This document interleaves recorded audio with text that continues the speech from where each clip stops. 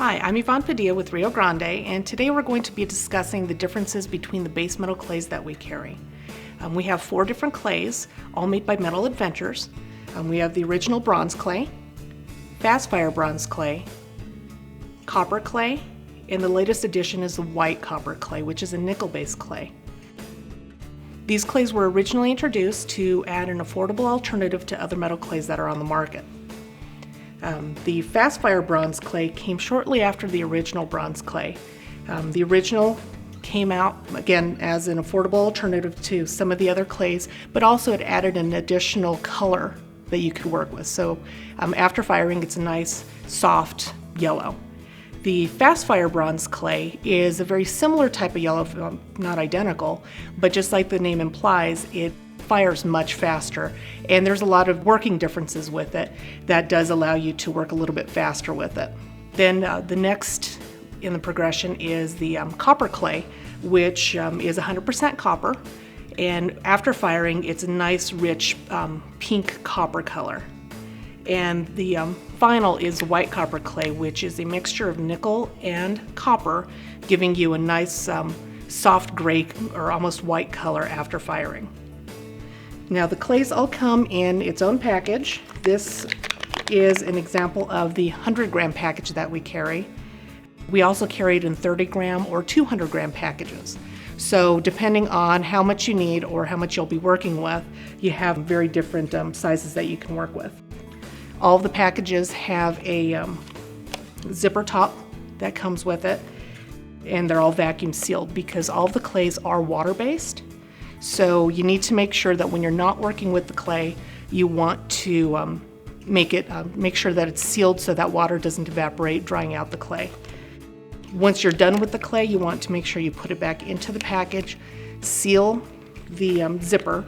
If you live in a drier climate, you may even want to spray a little bit of water in the package with it if you'll be storing that used clay for several days at a time. Clays look very similar to each other with the exception of the FastFire. The original BRONZclay and the FastFire BRONZclay have a very obvious difference to them. The FastFire is a very bronze color. That's because the metal particles that it's used to make it are bronze, whereas the BRONZclay is an alloy of tin and copper, which is what makes bronze. So those two are separate metals, whereas the FastFire, it's already combined into one metal, which is why you see that color difference. As mentioned before, the COPPRclay is 100% copper, so you can see that it is definitely more red color out of the package. And then the WHITE COPPRclay, because that nickel does look a little bit more dark, almost a little more brown in comparison to the COPPRclay.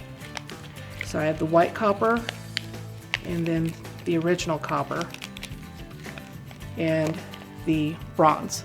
So you can see that they're all close enough in color that when you're working with them, you want to be careful to keep the packages identified. The reason why is because they all fire at very different firing temperatures, which we won't get into here, but each clay does come with its own firing guide.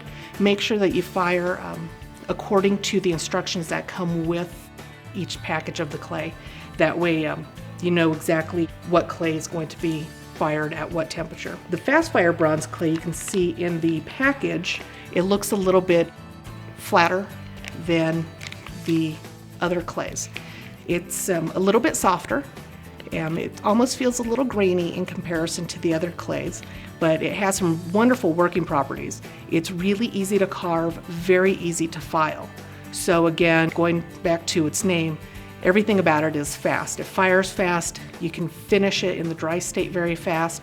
Now, after you've worked with the clay and you've dried it, all the clays can be stamped, molded, carved, anything like that. They all work very similar to each other, but you do need to dry off that water before any of the clays are fired. Colors stay very true to what the original color is. They lighten up just slightly. So you can see that the wet BRONZclay compared to the dried BRONZclay here. When you have all 3 the bronze copper and white copper together, you can still see that they are very, very similar. So again, you want to make sure that you do keep them separate. The nice thing about the copper clays, the original copper and the white copper, is they can be fired together. So that's giving you even a little bit more freedom with your color palette. You can add the white and the copper together. You can laminate them together or layer them on top of each other and get a nice contrast of that white versus that copper color. After firing is when you really see the differences between the clays. The bronze clay looked almost like a chocolate, and then after firing it's a bright yellow. All of these samples have been polished and oxidized to bring out the details. So you can see that it's a nice true bronze color. Now the nice thing about the FastFire is there's very little shrinkage in comparison to the original bronze. So you can see the shrinkage here between the original and the after firing. Whereas there's very minimal shrinkage when it comes to the FastFire. So I use them both interchangeably. I really like the original BRONZclay. For detail work, you can work larger, and during shrinkage, all of those details you're putting in become very small, detailed, and very crisp. So you can work on a larger scale and know that it's going to come out into a smaller, wearable, lighter weight piece. Whereas the FastFire bronze, since you don't have as much shrinkage, you can work more true to size. So if you have something very specific you're wanting to make in a very specific size, I like going with the BRONZclay, or the FastFire BRONZclay.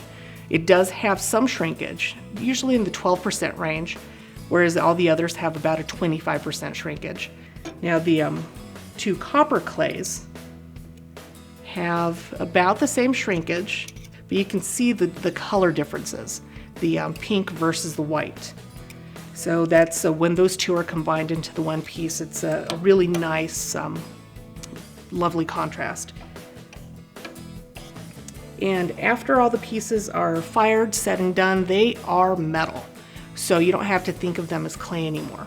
If you need to tumble or finish, I mentioned these were polished and oxidized. They're polished on a buffing wheel. You can solder to the pieces, you can manipulate them afterwards. So remember that even though it starts out as clay, it is metal clay. So the pieces are metal, and you can do whatever you want to these as you would with other pieces of metal. And that's about the basics of working with the base metal clays.